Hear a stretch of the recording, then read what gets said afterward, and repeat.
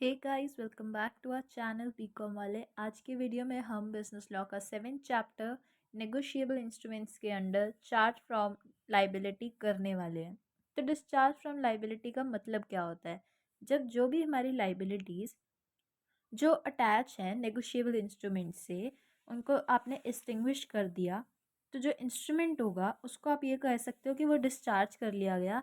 और जो भी उसकी लाइबिलिटीज़ होगी पार्टीज़ के अगेन उस इंस्ट्रूमेंट को लेके, तो वो भी डिस्चार्ज कहलाती है। तो डिस्चार्ज फ्रॉम लाइबिलिटी के लिए सबसे पहले आप डिस्चार्ज डिफरेंस होना चाहिए डिस्चार्ज फ्रॉम नेगोशिएबल इंस्ट्रूमेंट और नेगोशिएबल पार्टीज टू इंस्ट्रूमेंट, तो उन दोनों में फ़र्क होता है।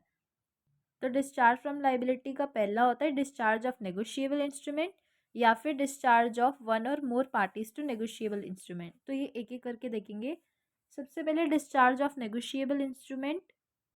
डिस्चार्ज ऑफ नेगोशिएबल इंस्ट्रूमेंट, तो जब एक नेगोशिएबल इंस्ट्रूमेंट डिस्चार्ज होता है तो जो भी हमारी पार्टी होती है जो लायबल होगी उस नेगोशिएबल इंस्ट्रूमेंट को लेने के, वो डिस्चार्ज कर दी जाती है।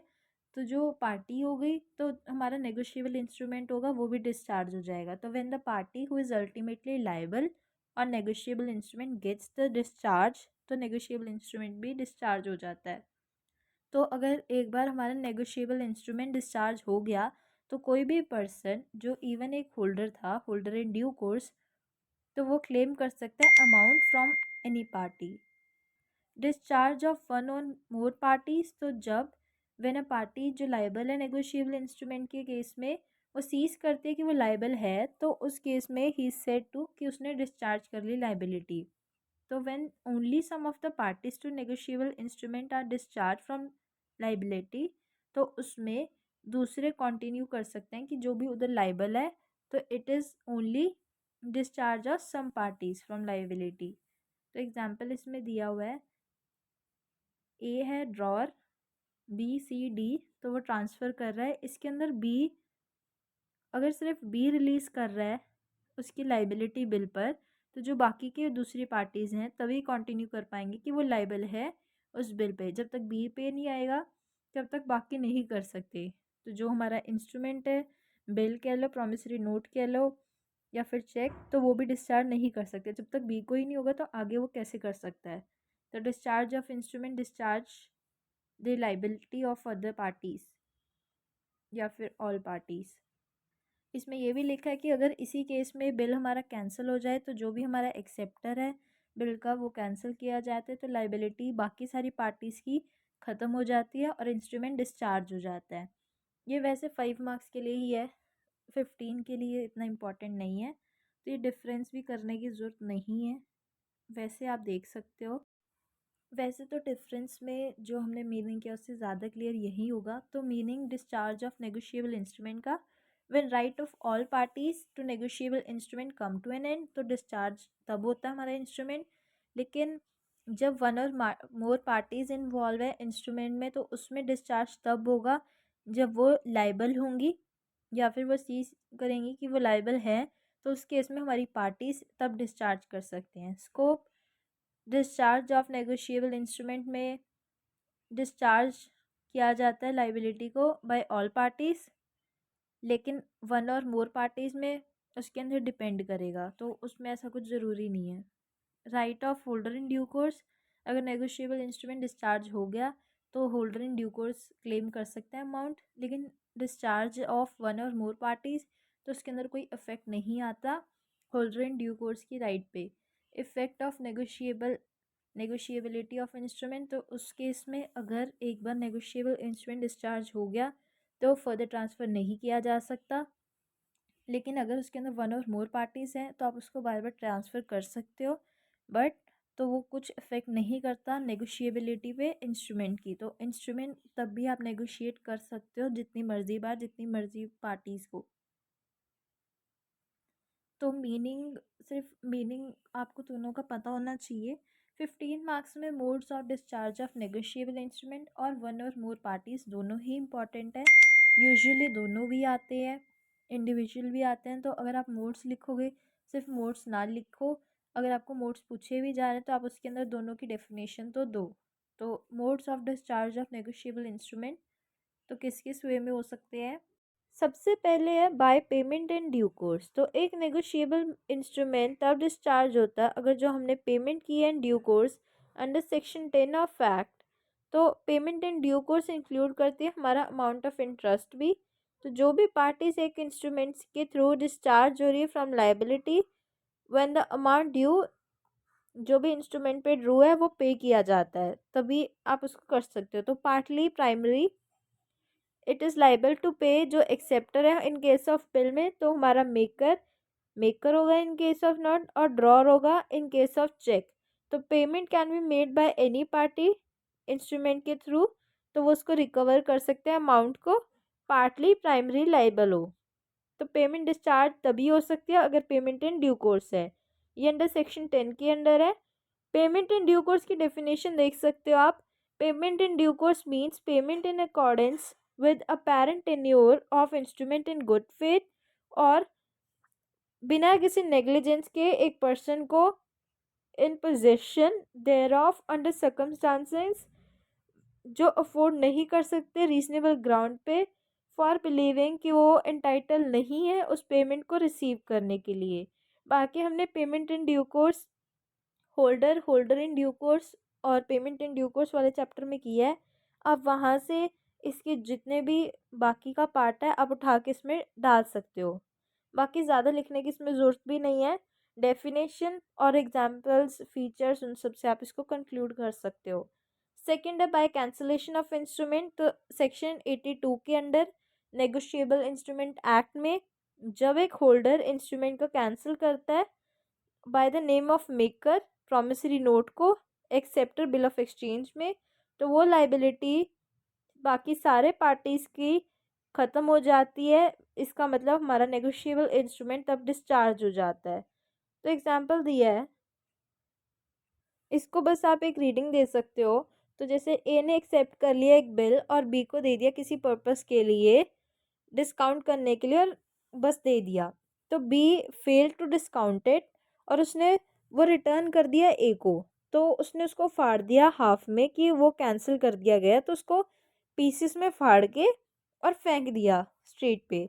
तो बी ने उसको उठा लिया और उन सबको जोड़ के एक ऐसे मैनर में प्रेजेंट किया कि वो सही लगे, which is holden in safe custody. मतलब उसको कैंसिल नहीं किया, सिर्फ उसने फाड़ के फेंक दिया। तो बी उसको सर्कुलेशन में भी ला सकता है क्योंकि वो एक होल्डर इन ड्यू कोर्स था।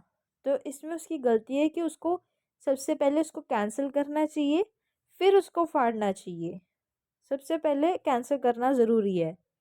तो ए इसमें हेड है क्योंकि उसने टीयर किया बिल को और वो मतलब बस उसने कैंसिल नहीं किया, तो इसमें उसकी गलती है। थर्ड है हमारा by party primary liable becoming the holder. तो सेक्शन 90 के अंडर अगर एक मेकर प्रॉमिसरी नोट का एक्सेप्टर बिल ऑफ एक्सचेंज का होल्डर बनता है तो मेच्योरिटी पे या फिर आफ्टर मेच्योरिटी तो जो उसकी राइट्स होती है वो डिस्चार्ज करी जाती है बाय द इंस्ट्रूमेंट। तो हर राइट ऑन इंस्ट्रूमेंट तब डिस्टिंग्विश हो जाती है। फोर्थ है हमारा बाय डेरिनेशन ऑफ बाय द होल्डर। अगर एक होल्डर इंस्ट्रूमेंट का रिनाउंस करता है यानी वेव ऑफ करता है उसकी राइट्स, तो जितने भी पार्टीज है उसके अगेंस्ट, तो उस केस में इंस्ट्रूमेंट हमारा डिस्चार्ज हो जाता है। नेक्स्ट है हमारा डिस्चार्ज ऑफ वन और मोर पार्टीज। जैसे कि हमने देखा इसमें 4 ही पॉइंट्स थे, तो 15 के लिए ये नहीं आ सकता, सिर्फ डिस्चार्ज ऑफ सिंगल वाला है। तो दोनों करने पड़ेंगे आपको, डिस्चार्ज फ्रॉम लाइबिलिटी भी और डिस्चार्ज ऑफ वन और मोर पार्टीज भी। तो ये वैसे पूरा चैप्टर ही अगर आप ये करने लगो तो ये पूरा चैप्टर ही करो, जिससे कि आपको 15 मार्क्स का भी कवर हो जाएगा। और अगर 5 का है तो आप आराम से लिख पाओगे उसमें। तो एक पार्टी या फिर पार्टीज नेगोशिएबल इंस्ट्रूमेंट के डिस्चार्ज किस वे में करी जा सकती है? सबसे पहले बाय पेमेंट। तो अंडर सेक्शन 48 एक नेगोशिएबल इंस्ट्रूमेंट अल्टीमेटली मेंट होता है कि पेमेंट के लिए। तो जो भी हमारा अमाउंट होगा due on instrument to holder, तो वो रिजल्ट करेगा डिस्चार्ज ऑफ पार्टीज में इंस्ट्रूमेंट को। तो पेमेंट बाय मेकर हो, ड्रॉई हो या फिर एक्सेप्टर हो, तो वो रिजल्ट करेगी इन डिस्चार्ज ऑफ द इंस्ट्रूमेंट, जिसका मतलब ये होगा कि जो भी हमारी बाकी के पार्टीज हैं वो लाइबल होंगी उन इंस्ट्रूमेंट पे जिन्हें डिस्चार्ज कर लिया गया। तो अंडर सेक्शन 82 जब एक नेगोशिएबल इंस्ट्रूमेंट पे किया जाता है बियरर को, तो उस केस में जो भी हमारी पेमेंट होती है तो वो ड्यू हो जाती है, इन ड्यू कोर्स। तो वहाँ पे आप डिस्चार्ज कर सकते हो उस इंस्ट्रूमेंट को। सिमिलरली जब एक इंस्ट्रूमेंट पेबल होता है इन ऑर्डर या फिर payment in due course to indorsee, तो वो रिजल्ट करता है in discharge of instrument. Second है बाय कैंसिलेशन। अगर एक होल्डर नेगोशिएबल इंस्ट्रूमेंट का कैंसिल कर रहा है अपना नाम पार्टी से उस नेगोशिएबल इंस्ट्रूमेंट में, तो उस केस में डिस्चार्ज कब हो सकता है? सबसे पहले such party whose name has been cancel, अगर उस पार्टी का नाम कैंसिल हो रहा है, या फिर उन पार्टीज का जिनके पास एक राइट है रिकोर्स करना अगेंस्ट द पार्टी जिसके नाम पर वो कैंसिल की जाए गई है, वो डिस्चार्ज कर ले from their liability to holder, तो उस केस में कैंसिल हो सकता है उनका नाम। तो when the name of a party liable और नेगोशिएबल इंस्ट्रूमेंट इज कैंसल, या फिर डिस्ट्रॉय किया जा रहा है उसकी right of action to parties, तो उस केस में अगेंस्ट द पार्टी, तो जो भी नाम उसके आगे होगा उसको कैंसिल कर दिया जाएगा। और कैंसिलेशन एक पार्टी, तो वो रिजल्ट कर जाएगा कि डिस्चार्ज हो गया है हमारे कॉन्ट्रैक्ट का, हमारे इंस्ट्रूमेंट का। नेक्स्ट ये एग्जांपल के थ्रू भी दिया है। एक बिल इंडोर्स किया गया है, एक ड्रॉर ने किया एक्स को, फिर वाई, फिर जेड, और पी हमारा होल्डर है। तो पी अगर होल्डर है उस केस में कैंसिल कर दिया जाएगा जो वाई का है। तो इसके अंदर क्या इफेक्ट हो रहा है कि जो वाई की लाइबिलिटी है वो डिस्चार्ज होगी। इसके अंदर वाई ही लिखा है, वैसे एक्स की भी हो जाएगी, जेड की भी हो जाएगी। तो लाइबिलिटी ऑफ पार्टीज जो भी रिकोर्स में थे वाई और जेड, वो भी डिस्चार्ज हो जाएंगे। नेक्स्ट पॉइंट में यही लिखा है।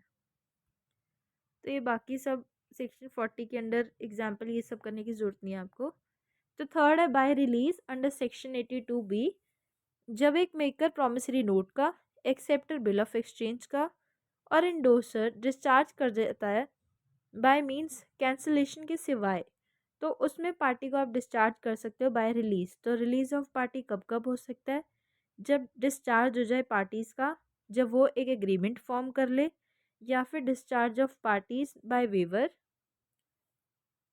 फोर्थ है हमारा by non presentment for acceptance of bill of exchange. Section 61 के अंडर एक एक्ट जो रिक्वायर करता है बिल ऑफ एक्सचेंज जो पेबल हो आफ्टर साइट, तो उस केस में होल्डर प्रेजेंट होना ज़रूरी है फॉर एक्सेप्टेंस टू ड्रॉई एक रीजनेबल टाइम में जब उसको ड्रॉ किया गया है। अगर वो डिफ़ॉल्ट करता है इस प्रेजेंटमेंट को करने में, तो जो हमारा ड्रॉर है और जो बाकी के इंडोर्सर्स हैं वो लाइबल हो जाएंगे उस होल्डर के against for dischargement from the liability towards him. तो हमारा फिफ्थ है by the holder allowing the drawee of a bill more than 48 hours to accept. तो सेक्शन 63 क्या बोलता है? अगर एक होल्डर प्रेजेंट कर रहा है बिल ऑफ एक्सचेंज को, ड्रॉई को फॉर एक्सेप्टेंस, एक होल्डर इंटाइटल कर रहा है, एक पीरियड लगा रहा है 48 आवर्स का, तो वो कंसिडर करे कि उसको एक्सेप्ट करना है बिल कि नहीं करना। और जब ये हमारा पीरियड 48 आवर्स का एक्सपायर कर जाता है, तो जो होल्डर है वो बाउंड नहीं है, वो डिमांड नहीं कर सकता उस बिल ऑफ एक्सचेंज की दोबारा से कि अब उसको वो वापस मिले, वेदर आपने एक्सेप्ट किया है या नहीं किया। अगर ड्रॉई बिल नहीं दे रहा 48 आवर्स के अंडर जो हमारी प्रेजेंटमेंट है, तो holder should deem, holder bill को डीम कर ले, तो उस केस में डिसोनर हो जाता है। तो सेक्शन 83 के अंडर अगर एक होल्डर बिल का अलाउ कर रहा है मोर देन 48 आवर्स पे एक्सक्लूसिव हमारे पब्लिक हॉलीडेज, तो उस केस में आप कंसिडर कर सकते हो कि वह एक्सेप्ट कर ले उसको। लेकिन जो बाकी के हमारी बाकी की या हमारी प्रीवियस पार्टीज़ हैं, अगर उनका कोई कंसेंट नहीं है इस अलाउंस पे, तो उसमें वो डिस्चार्ज हो जाएगा टू सच होल्डर। सिक्स्थ है हमारा बाय क्वालिफाइड और कंडीशनल एक्सेप्टेंस। तो सेक्शन 86 के अंडर एक अगर एक होल्डर हमारे बिल का प्रेजेंट कर रहा है बिल ऑफ फॉर एक्सेप्टेंस, तो वो बिल को एक्सेप्ट करे बिना किसी कंडीशन के। अगर एक होल्डर अग्री करता है कि वो उसको क्वालिफाई कर लेगा एक्सेप्टेंस के साथ, तो जो भी हमारी प्रायर पार्टीज होंगी जो बिल को नहीं दे रही कंसेंट के लिए किसी भी कंडीशन को लेके, तब आप उस केस में वो डिस्चार्ज माना जाएगा। अगर एक एक्सेप्टेंस क्वालिफाई कर गई, तो होल्डर के पास एक राइट है कि बिल ऑफ एक्सचेंज को वो डिसऑनर ट्रीट कर ले। अगर एक होल्डर अग्री कर रहा है कि उसने क्वालिफाई कर लिया एक्सेप्टेंस किसी बिल के थ्रू, हमारे बिल के थ्रू, तो वो उस केस में उसको रिस्क हो जाता है जो भी हमारे अप्रूव्ड पार्टीज़ हैं उनसे, जो हमारा ड्रॉई है या फिर इंडोर्सर है, तो उसके अंदर वो ऑलरेडी लाइबल होंगे बिल ऑफ एक्सचेंज के लिए। तो सच पार्टीज जिनके पास कोई कंसेंट ही नहीं है for qualified acceptance of bill, तो उस केस में discharge from liability to holder occur करेगी और उस केस में हमारा क्वालिफाई कर लिया जाएगा एक्सेप्टेंस। तो एक्सेप्टेंस एक बिल की कब डीम हो सकती है? सबसे पहला, जब हमारे एक्सेप्टेंस कंडीशनल है कि किसी कंडीशन पे डिपेंड नहीं कर रही, तो जो हमारी पेमेंट होंगी वो भी किसी पर डिपेंडेंट नहीं होगी किसी चीज़ के होने या ना होने से। एग्जाम्पल है, एक्सेप्टर तब पे कर रहा है जब उसके पास पैसे आएंगे, जब उसके पास जो भी उसने कार को कंसाइन किए होंगे, जो भी उसका सामान है वो बिक जाएगा, तो वो एक कंडीशनल है, तो वो नहीं हो रहा है इसमें।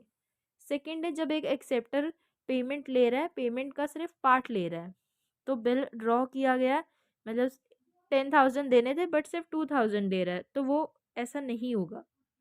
थर्ड है, जब एक्सेप्टर पे कर रहा है किसी स्पेसिफाइड प्लेस पे और किसी और जगह पर नहीं, तो उस केस में मेंशन किया जाता है इन ऑर्डर। नेक्स्ट है हमारा, जब एक एक्सेप्टर अंडरटेक कर रहा है पेमेंट को उस टाइम पे अदर देन जब वो लीगली है, मतलब रात के टाइम या जो हमारे नॉर्मल वर्किंग आवर्स है उनके अलावा। तो एग्जांपल है, बिल ऑर्डर कर रहे हैं पेमेंट 1 मंथ आफ्टर साइट, ये दूसरे केस में भी लाइबल है कि आपने देना था 1 जन को पर आप दे रहे हो 1 फेब को, तो उस केस में भी लाइबल है ये।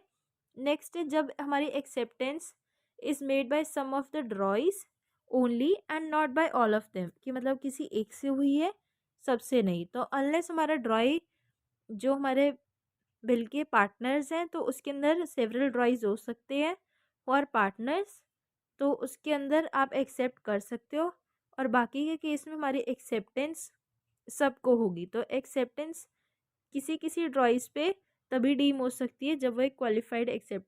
नेक्स्ट है हमारा बाय मटेरियल ऑल्टरेशन सेक्शन 87 के अंडर।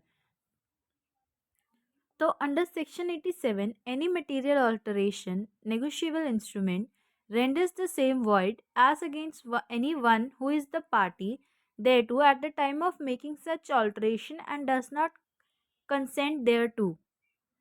अगर एक होल्डर नेगोशिएबल इंस्ट्रूमेंट का मटेरियल अल्टरेशन करता है इंस्ट्रूमेंट की, तो क्या पॉसिबिलिटी है?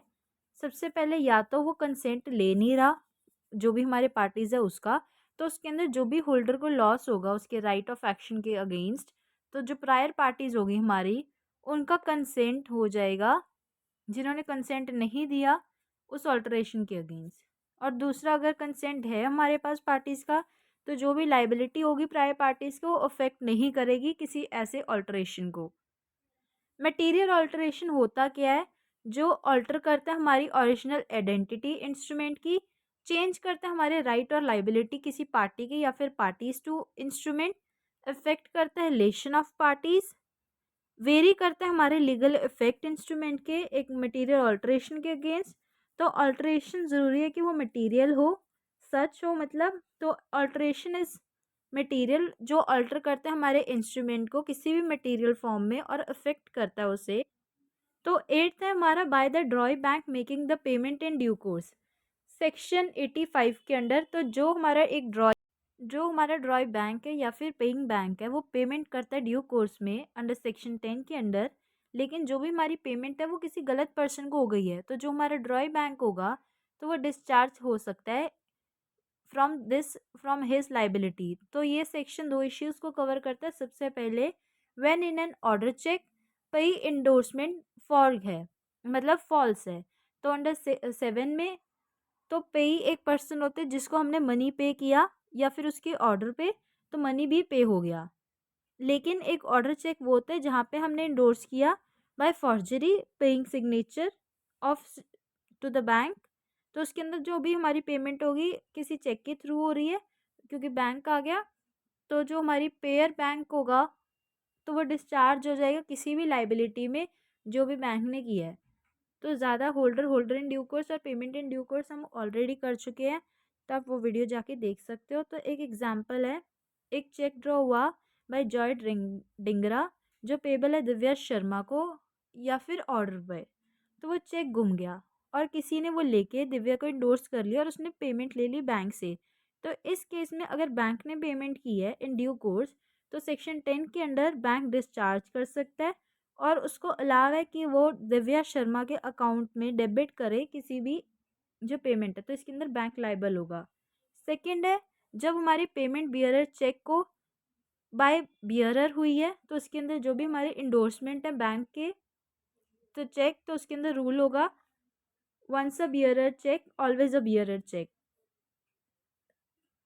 तो अगर हमने बियरर चेक को पे कर दिया है bearer by bank in due indorse course, तो उसके अंदर हमने इग्नोर कर दिया कि जो हमारा चेक है वो इंडोर्स हुआ है, उसके बाद तो उसके अंदर इंडोर्समेंट रिस्ट्रिक्ट हो जाएगी फर्दर नेगोशिएशन में चेक के, तो बैंक कहलाएगा कि वो डिस्चार्ज हो गया। तो ये प्रोविजन हमें प्रोटेक्शन प्रोवाइड कर रहा है टू पे बैंकर, जिसके अंदर हम सिर्फ पे कर रहे हैं बैंक को विद विच मेक्स जो हमने पेमेंट करनी है वो ड्यू कोर्स में कर रहे हैं।